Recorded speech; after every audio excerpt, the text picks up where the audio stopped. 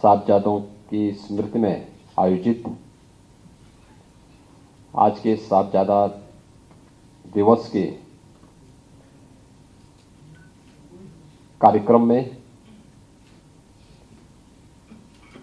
मुख्यमंत्री आवास पर आयोजित गुरुबाणी के कीर्तन कार्यक्रम में उपस्थित उत्तर प्रदेश सरकार में मेरे वरिष्ठ सहयोगी उप मुख्यमंत्री डॉक्टर दिनेश शर्मा जी, भारतीय जनता पार्टी के प्रदेश के कर्मठ अध्यक्ष माननीय श्री स्वतंत्र देव सिंह जी, प्रदेश सरकार में मेरे सहयोगी मंत्री सरदार बलदेव सिंह ओलख जी, प्रदेश सरकार प्रदेश में विधान परिषद के सदस्य श्री हरि सिंह ढिल्लों जी, उत्तर प्रदेश शासन के एक महत्वपूर्ण आयोग के सदस्य सरदार परविंदर सिंह जी, नानक मत्ता साहिब से यहां पर उपस्थित बाबा तरसेम सिंह जी, गुरु का ताल आगरा गुरुद्वारा गुरु तेग बहादुर साहिब से यहां पर पधारे बाबा गुरनाम सिंह जी, लखनऊ गुरुद्वारा प्रबंध कमेटी के प्रधान सरदार राजेंद्र सिंह बग्गा जी, माननीय विधायक श्री सुरेश चंद तिवारी जी, महापौर श्रीमती संयुक्ता भाटिया जी, महानगर अध्यक्ष मुकेश शर्मा जी, कानपुर से यहां पर उपस्थित सरदार अजीत सिंह छावड़ा जी, रवनीत ग्रोवर जी, सतनाम सिंह जी, आज के इस कार्यक्रम में यहां पर उपस्थित विभिन्न क्षेत्रों से यहां पर उपस्थित सभी सम्मानित ग्रंथिगण, उपस्थित भाइयों बहनों और मंच का संचालन कर रहे सरदार निर्मल सिंह जी, मैं आप सबका साहबजादा दिवस के अवसर पर मुख्यमंत्री कार्यालय में हृदय से अभिनंदन करता हूं, स्वागत करता हूं। ये मेरे लिए सौभाग्य का अवसर है कि देश और धर्म के लिए अपना बलिदान देने वाले गुरु गोविंद सिंह जी महाराज के उन 4 साहबजादों की स्मृति का यह दिवस हम लोग मुख्यमंत्री कार्यालय में गुरुबाणी का कीर्तन करके यहां पर उन सभी साहबजादों की स्मृति को नमन कर रहे हैं। ये मेरा सौभाग्य है कि इस मुख्यमंत्री कार्यालय में, इस मुख्यमंत्री आवास में गुरु नानक देव जी के 550वें प्रकाश पर्व के अवसर पर जो कीर्तन यात्रा निकली थी उसका भी यहां पर पाठ करने का सौभाग्य प्राप्त हुआ था।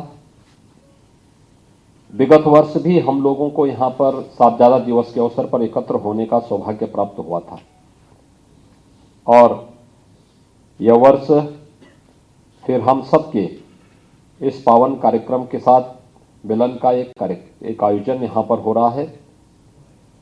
सचमुच जब हम लोग बात करते हैं, भारत के मध्यकालीन इतिहास को देखते हैं, तो आप देख सकते हैं कि गुरु नानक देव जी से चली वह परंपरा गुरु गोविंद सिंह जी तक एक शक्तिपुंज बनकर के, यानी भक्ति से शक्ति का एक अद्भुत संगम हम सबको कहीं देखने को मिलता है, तो वह भारत की भक्ति और शक्ति का एक अद्भुत संगम भारत की सिख परंपरा है, क्योंकि दुनिया के अंदर ऐसा कहीं नहीं, और मैं तो कह सकता हूं कि गुरु नानक देव जी का समय कौन सा था जब बाबर के हमले भारत के अंदर होते हुए दिखाई दे रहे हैं, और गुरु गोविंद सिंह जी महाराज तक आते आते ये हमले भले ही तेज होते हुए दिखाई दे रहे हों, लेकिन भारत का सिख इतिहास इस बात को कहता है कि उन विदेशी आतताइयों का अंत सिखों ने ही अपने समय में हमारे इन गुरु परंपरा ने ही उस समय कर दिया था। उन्हें इतना छीण कर दिया कि वे आगे पूरे भारत को इस्लाम में बदलने की जिस मंशा के साथ आए थे, आज भारत भी बचा है, भारत का सनातन धर्म भी बचा है।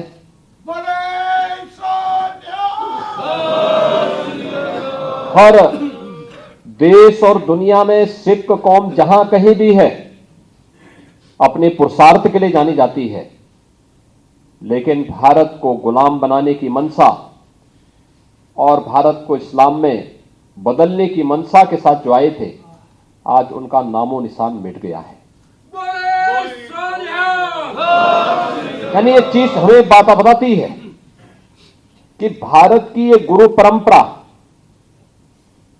ये कोई सामान्य गुरु परंपरा नहीं है, ये दिव्य परंपरा है।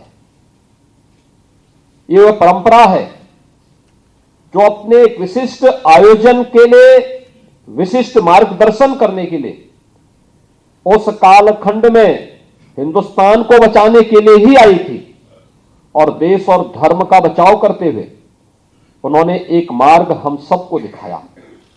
उस मार्ग का अनुसरण करते हुए हम हमेशा इस बात को ध्यान में रखें, व्यक्ति हो या समाज, कोई जाति हो या समुदाय, अपने इतिहास को विस्मृत करके वह कभी अपने उज्जवल भविष्य को आगे नहीं बढ़ा सकता।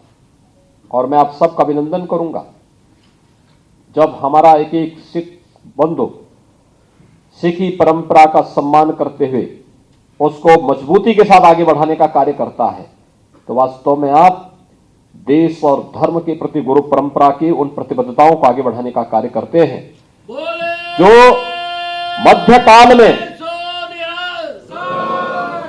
मध्यकाल में देश और धर्म को बचाने के लिए उस कालखंड में किया था।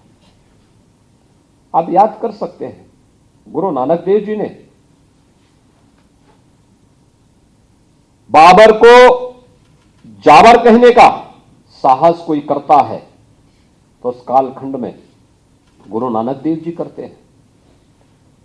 कश्मीरी पंडितों को रक्षा करने के लिए अपना शहादत देने वाले गुरु तेग बहादुर जी, कौन उन्हें विस्मृत कर सकता है।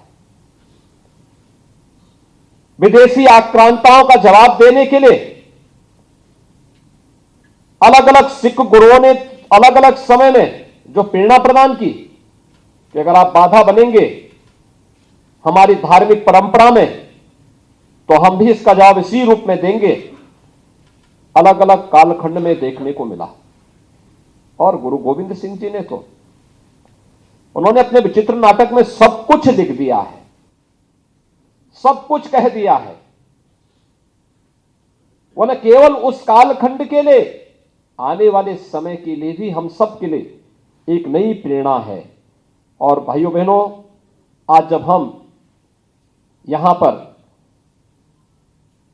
गुरु गोविंद सिंह जी महाराज के 4 सुपुत्रों साहबजादा अजीत सिंह, साहबजादा जुझार सिंह, साहबजादा जोरावर सिंह, साहबजादा फतेह सिंह, इन 4 साहबजादों के इस पावन दिवस को यहां पर मना रहे हैं, सचमुच हम सब का मन अंतःकरण से श्रद्धा और सम्मान के साथ भरता है माता गुजरी देवी के प्रति। आप याद कर सकते हैं, एक मां जिन्होंने गुरु तेग बहादुर जी के बलिदान को देखा हो, जिन्होंने अपनी आंखों के सामने अपने 4 अपने पुत्र के भी 400 पुत्रों को बलिदान होते हुए देखा हो, कितनी मजबूत माता रही होगी, गुजरी माता। ये भारत का इतिहास है और यही इतिहास है जिसने हमें विदेशी आक्रांताओं से जूझने, उससे लड़ने की एक नई प्रेरणा निरंतर दी है। और वही निरंतर प्रेरणा 4 साहबजादे अपने बलिदान से भारत को दिए हैं। कौन नहीं जानता है कि जब औरंगजेब के सिपासालार जालिम वजीर खान ने इन साहबजादों को तमाम प्रकार से प्रलोभन देने का प्रयास किया, वे अपने बात से टस से मस नहीं हुए। देश और धर्म के प्रति किसी भी प्रकार का विचलन चारों साहबजादों को स्वीकार्य नहीं था, नहीं स्वीकार्य था। 2 युद्ध में वीर गति को प्राप्त होते हैं और 2 सरहिंद की दीवारों पर चुने जाते हैं। लेकिन गुरु गोविंद सिंह जी से जब कहा जाता है कि आपके 4 पुत्र चारों के चारों शहीद हो गए, क्या भाव था, क्या तेज था। गुरु गोविंद सिंह जी महाराज ने यही कहा था कि 4 मुझे तो क्या हुआ, जीवित कई हुआ।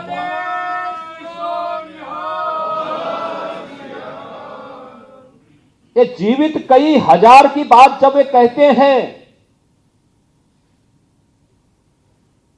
तो सनातन धर्म की रक्षा करने के अपनी वचनबद्धता को ही आगे बढ़ाने का कार्य वे करते हैं।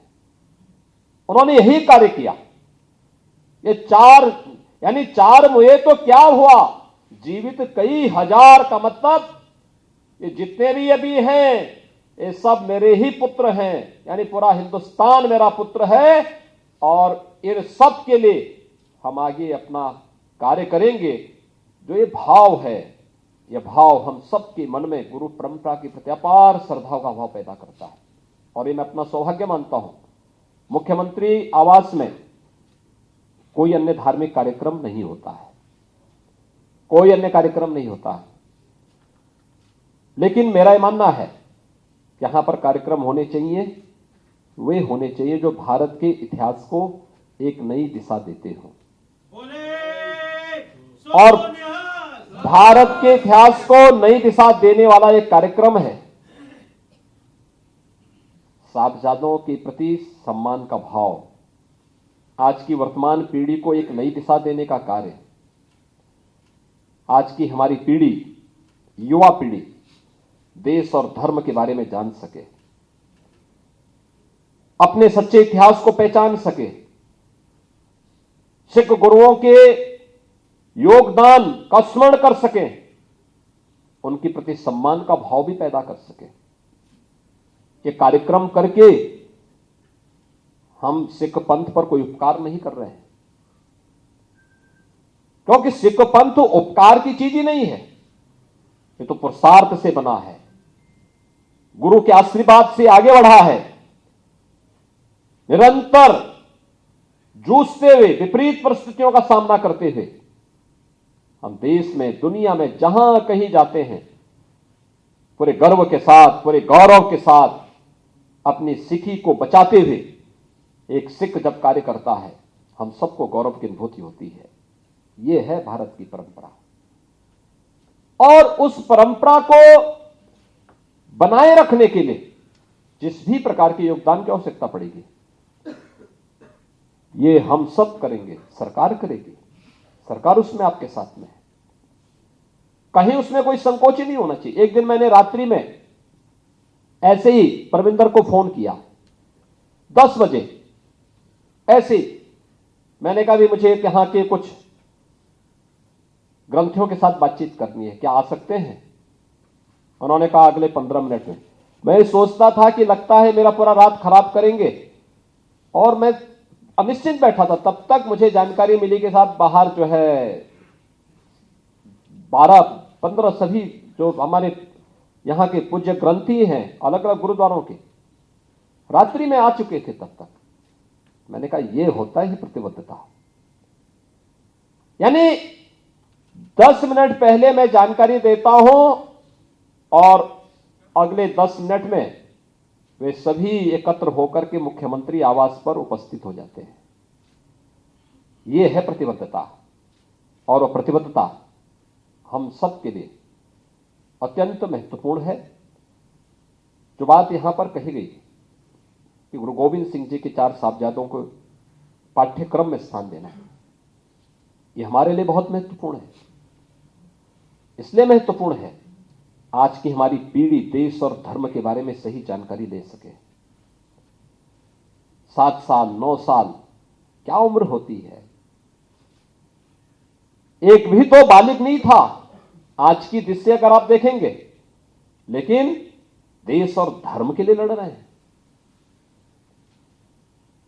न दहनियम न पलायनम की बात उन्होंने, जो भगवान कृष्ण 5000 वर्ष पहले कहे थे,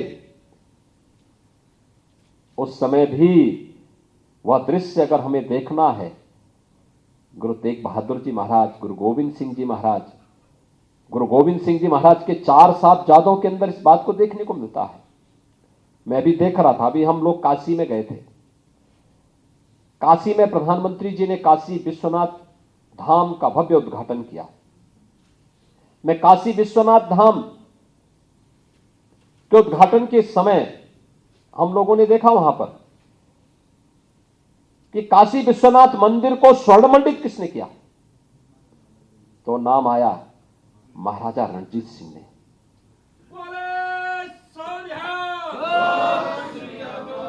2 टन सोना,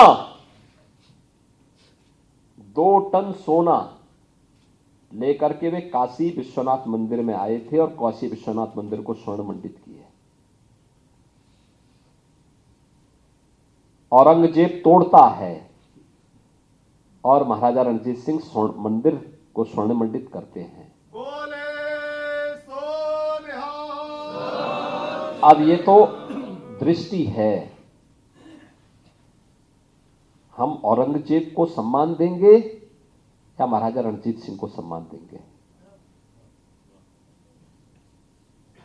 कश्मीर से कश्मीरी हिंदुओं को, कश्मीरी पंडितों को भगाने वाले कौन लोग थे? कौन नहीं जानता। और जब देश गुलाम था, विदेशी हमलों को झेल रहा था, तब कश्मीरी पंडितों की रक्षा करने वाले और उसके लिए अपना बलिदान देने वाले गुरु तेग बहादुर जी महाराज थे। और पहली बार आपने देखा होगा, एक नवजात शिशु अपने पिता को प्रेरणा दे रहा है शहादत के लिए। किसके लिए शहादत के लिए? कश्मीरी पंडितों को बचाने के लिए। ये भारत के इतिहास में कहीं और दुनिया के इतिहास में कहीं नहीं देखने को मिलता है। एक बालक अपने पिता को कह रहा हो कि पिता, आपसे ज्यादा अच्छा बलिदान और किसका हो सकता है? अपने लिए नहीं, अपने परिवार के लिए नहीं, अपने खानदान के लिए नहीं, अपने समुदाय के लिए भी नहीं, कश्मीरी पंडितों को बचाने के लिए। दुनिया में कहां देखने को मिलता है? गुरु गोविंद सिंह जी किसके लिए लड़ रहे थे? सकल जगत में खालसा पंथ गाजे, जगे धर्म हिंदू सकल भंड भाजे का उद्घोष करने वाले गुरु गोविंद सिंह जी महाराज, कौन उनकी शहादत को विस्मृत कर सकता है? यानी ये अपूर्व योगदान, एक दिव्य शक्तियां थी, ये सामान्य शक्तियां नहीं थी, सामान्य गुरु की सामान्य परंपरा नहीं थी, ये दिव्य विभूतियां थी। हम सबको एक नया तेज देने के लिए, एक नया, यानी उस कालखंड में जब सर्वत्र अंधेरा ही अंधेरा दिखाई दे रहा था लोगों के सामने, अंधकार ही अंधकार था, जीवन की कोई आस नहीं थी, उस समय जीवन की आस लेकर के कोई आया था तो गुरु नानक देव जी से लेकर के गुरु गोविंद सिंह जी महाराज तक सिख परंपरा आई थी। और उस सिख परंपरा के प्रति श्रद्धा और सम्मान का भाव हर भारतीय का दायित्व बनता है। और उस सम्मान और श्रद्धा के भाव के साथ ही आज हम सब यहां पर जुड़े हुए हैं। मैं इस अवसर पर आप सबका अभिनंदन करता हूं और मुझे प्रसन्नता है कि इस वर्ष भी हम सबको यहां पर एकजुट होने का अवसर प्राप्त हुआ है। यद्यपि हम लोग चाहते थे और भव्य स्तर पर एक कार्यक्रम होने चाहिए। सामान्य कार्यक्रम नहीं होने चाहिए, बहुत भव्यता के साथ। और मैं तो कहता हूं, अलग विषय है, गुरुद्वारा हमारे लिए एक पवित्र स्थल है, गुरुद्वारों में हम लोग जाते हैं कार्यक्रम में, लेकिन केवल गुरुद्वारों तक ही सीमित क्या होने चाहिए गुरु परंपरा के कार्यक्रम? हर हिंदू घर में होने चाहिए, हर भारतीय के घर में होने चाहिए। भारत की एकता और अखंडता और भारत की स्वाधीनता के प्रति जो भी व्यक्ति गुरु परंपरा के प्रति वही श्रद्धा और सम्मान का भाव व्यक्त करते हुए निरंतर एक जो भी जिस भी स्तर पर उसे आगे बढ़ाने की आवश्यकता पड़ेगी, हम लोग उन कार्यक्रमों को आगे बढ़ाएंगे। और मैंने तो पहले भी कहा था, प्रस्ताव बना करते हैं गुरुद्वारों के बारे में, ऐतिहासिक पृष्ठभूमि से जुड़े हुए गुरुद्वारों के बारे में क्या कुछ किया जाना चाहिए। मैं जाता हूं याहागंज गुरुद्वारे में, कितना वहां पे संकरा है, कितनी भीड़ होती है, लेकिन वहां पर कार्यक्रम करने के लिए अवसर नहीं मिल पाता। उसके विस्तारीकरण पर हमें विचार करने की आवश्यकता है, कैसे हो सकता है, उसकी प्लानिंग होनी चाहिए। ऐसे ही अन्य स्थलों पर भी ऐतिहासिक, कहां गुरु तेग बहादुर जी महाराज आए थे, गुरु गोविंद सिंह जी महाराज बचपन में वहां आए थे। इतनी ऐतिहासिक परंपरा से जुड़े हुए स्थल और एक तंग गली में सीमित रह जाएं, एक विस्तृत कार्य योजना का एक प्लान उसका तैयार होना चाहिए। हम लोग इसमें और भी सहयोग, भरपूर सहयोग करेंगे, सरकार इसमें पूरा सहयोग करेगी। और यही नहीं, यहां पे सिख गुरुओं के इतिहास को लेकर के संग्रहालय की बात हो रही, मुझे आज एक पत्र मिला है और मैं चाहूंगा इसकी एक प्लानिंग हो, अच्छी हो, ऐतिहासिक भी हो, लेकिन साथ साथ इतिहास के साथ जोड़ते हुए इन घटनाओं के साथ हो, तकनीक के साथ जोड़ते हुए। अब तकनीक काफी आगे बढ़ चुकी है और तकनीक के साथ जोड़ते हुए अगर हम इस कार्यक्रम को आगे बढ़ाएंगे, वर्तमान पीढ़ी उसके साथ जुड़ेगी, बहुत मजबूती के साथ जुड़ेगी। राज्य सरकार का इस संबंध में आपको भरपूर सहयोग मिलेगा। मैं एक बार फिर से सिख गुरुओं के प्रति, 4 साहबजादों को के इस बलिदान के प्रति कोटि कोटि नमन करते हुए आप सबको साहबजादा दिवस की यहां पर आज के इस अवसर पर आप यहां पर आए हैं, आपका मैं अभिनंदन करता हूं, स्वागत करता हूं, विश्वास करता हूं कि हम लोग इस परंपरा को निरंतरता बनाए रखते हुए भव्यता के साथ आगे बढ़ा करके वर्तमान पीढ़ी को इस बलिदान के प्रति निरंतर प्रेरित और प्रेरणा करने के लिए आगे बढ़ते रहेंगे। आप सभी के प्रति मेरी मंगलमय शुभकामनाएं। धन्यवाद। जय हिंद। नमस्कार, मैं हूं मानक गुप्ता। अगर आपको हमारा ये वीडियो पसंद आया हो तो इसे लाइक और शेयर जरूर करें, और हां, हमें सब्सक्राइब और फॉलो करना ना भूलें ताकि आप देश और दुनिया की कोई खबर मिस ना करें। तो जुड़े रहिए हमारे साथ और देखते रहिए न्यूज़ 24।